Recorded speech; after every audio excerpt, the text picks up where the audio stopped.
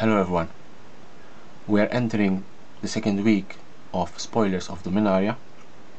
This is the second and last week of spoilers, and by the end of this week we'll have the whole set all spoiled and all cards available to us. On 21st April 2018 we'll have our pre-release, and I hope you're everyone hyped as much as I am for this set. I believe this set is quite strong, and even from a value point of view this set has quite a couple of interesting cards. I will be doing a video, as I always do for every new set, of my top 3 cards, and I invite you to see this video by the end of this week. But today I want to continue with the spoilers of Dominaria. We have Gitu Journey Mage for 2 and 1 red. This is a common. When Gitu Journey Mage enters the battlefield, if you control another wizard, Gitu Journey Mage deals 2 damage to each opponent. I think it's a quite strong card for limited, and it would see some play in certain burn decks. We have Lunaware Scout for 1 and 1 green. You tap and you may put a land card from your hand onto the battlefield. It lets you play an extra land each turn. Skerk Prospector for 1 red. It's a 1/1, it's a 1 drop. You can sacrifice a goblin and you add 1 red. Academy Journey Mage 4 and 1 blue. The spell costs 1 less to cast if you control a wizard. When Academy Journey Mage enters the battlefield, return target creature an opponent controls to its owner hand. Arcane Flight. This has a quite interesting and a little bit of hilarious art, where we have one of the Tolarian Academy doing experiment on a little cat, and eventually this cat develops wings and it can fly. And for 1 blue you can have an enchant creature that gets a +1/+1 and has also flying.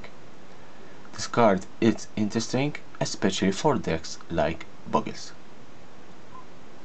Caligo Skin Witch for 1 and 1 black. It has a kicker, and if you pay the kicker, each opponent discard 2 cards. Gaia's Blessing for 1 and 1 green. Target player shuffles up to 3 target's land cards from their graveyard into their library. You draw a card. When Gaia's Blessing is put into your graveyard from your library, shuffle your graveyard into your library. Gaia's Blessing is one of the reprints, and it now has also new artwork. I really liked the previous altar of Gaia's Blessing, but this one, it seems quite nice. Final Partnering. We see finally Liliana here. For 3 and 2 black, you search your library for 2 cards, put 1 into your hand and the other into your graveyard. Then you shuffle your library. It's an interesting tutor where you can have 2 cards, 1 into your hand and 1 into your graveyard, and if the card into your graveyard has flashback, then you can cast it also. Dreadshade for 3 black. You have a 3/3 creature, Shade, and for 1 black Dreadshade gets a +1/+1 until end of turn.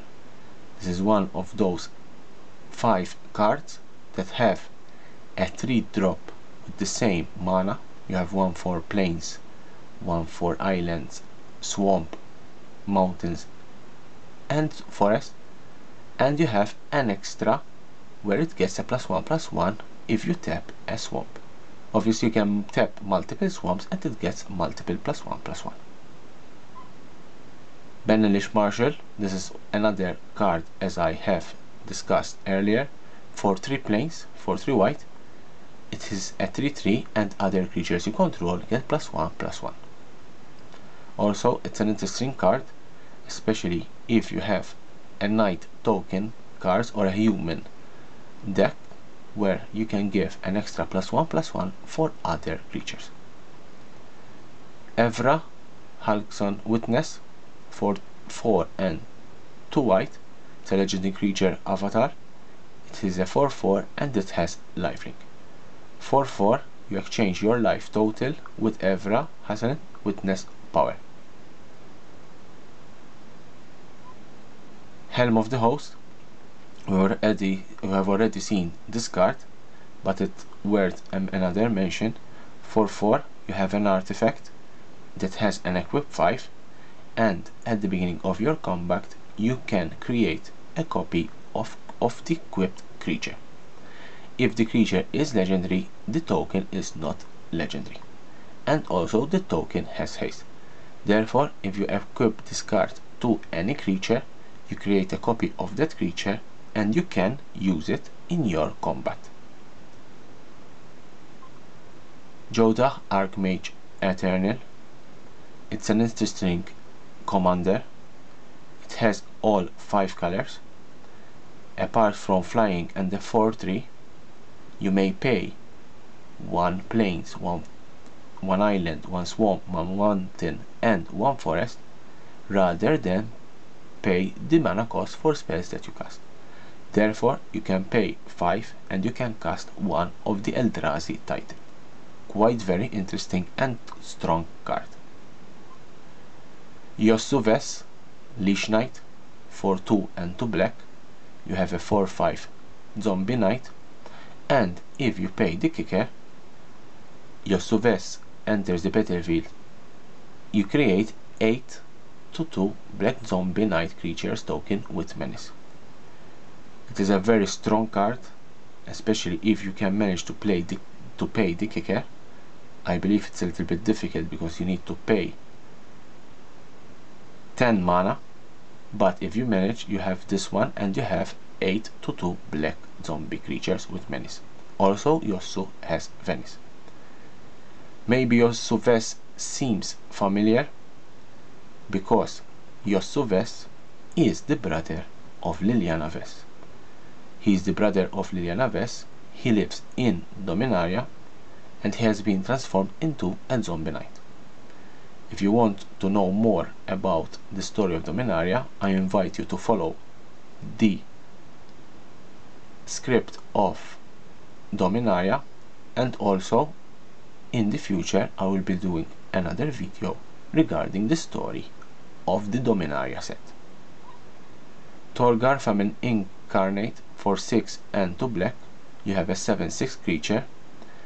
As an additional cost to cast the spell, you may sacrifice any number of creatures. The spell costs 2 less for each creature sacrificed.